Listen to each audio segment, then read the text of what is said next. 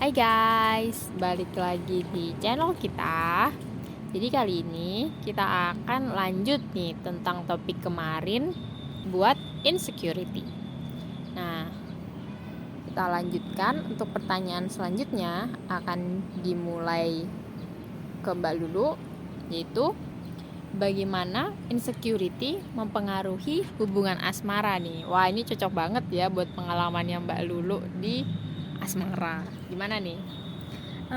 Sebenarnya aku juga tidak seberpengalaman itu ya untuk di bagian asmara. Tapi mungkin aku juga pernah merasakan insecure itu di hubungan. Jadi yang kalau aku ya, ketika kita memiliki insecure itu pasti yang pertama kita merasakan kecemasan akan hubungan itu, kayaknya dia nggak bisa nerima aku dan lain-lain gitu. Terus kayak kecemburuan berlebihan. Jadi sebenarnya dia itu tidak melakukan perbuatan yang terlarang atau yang gimana, tapi gara-gara kita insecure, jadi kita cemburu apapun yang dia lakukan karena merasa orang kan lebih baik ya. Jadi kayak merasa, waduh, dia ketemu orang yang lebih cantik, dia ketemu orang yang lebih pintar dan lain-lain, nanti jangan-jangan dia bakal selingkuh dan lain-lain. Itu kan pasti ada. Terus kebutuhan akan validasi terus menerus, kayak kalau kamu sayang aku nggak sih, itu kan pasti ya, misalnya cewek gitu.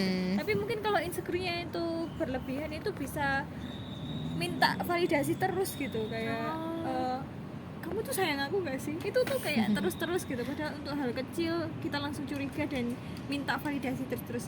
Itu kan akibatnya ke pasangan kita kan jadi nggak nyaman kan. Kalau menyebalkan mungkin ya. kalau ditanya itu. Terus mungkin takut banget karena yang tadi nggak percaya diri, pasti takutnya ditinggal gitu loh.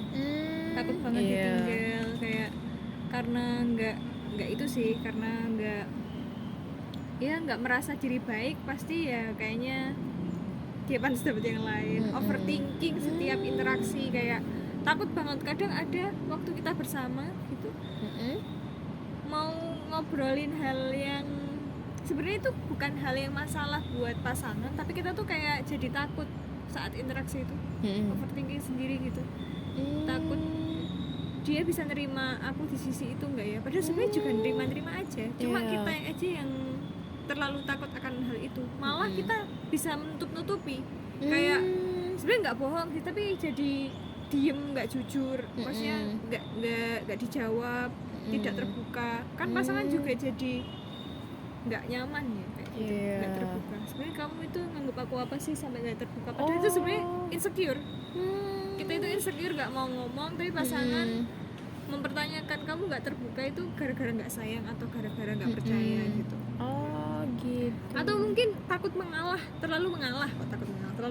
Jadi kayak ada orang-orang itu yang pasangannya itu jadi sangat dominan sekali, karena ngalah terus, karena aku emang pantas diterima aja udah bagus, jadi aku harus bersyukur kayak gitu. Padahal lakinya itu kurang ajar atau pasangannya itu kurang ajar.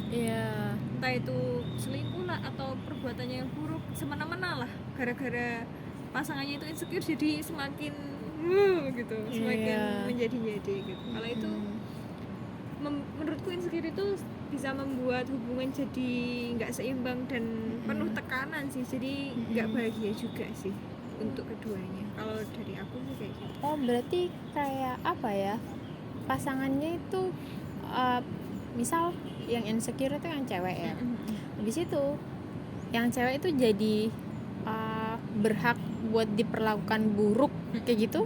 Iya, kayak jadi diperlakukan buruk itu kayak ya udah biasa aja, kayaknya aku memang pantas untuk digitukan gitu. Aku memang pantas digitukan, jadi nggak apa-apa dia memperlakukan kayak gitu, dia nerima aku aja udah baik gitu.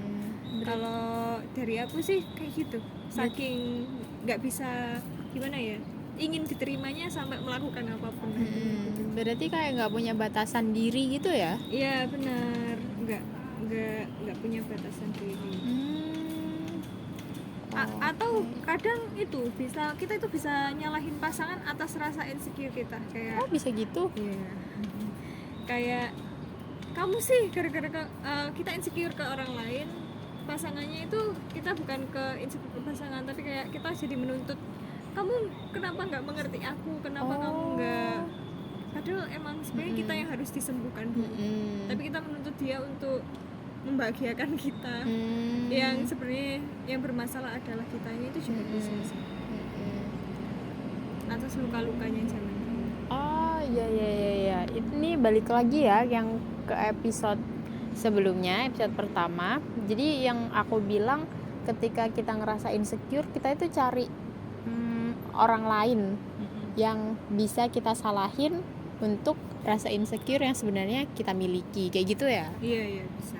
Kalau nggak gitu nuntut kayak membuat kita bahagia, padahal kita insecure sama sesuatu diri kita, tapi nuntut orang lain buat memenuhi itu, gitu juga bisa.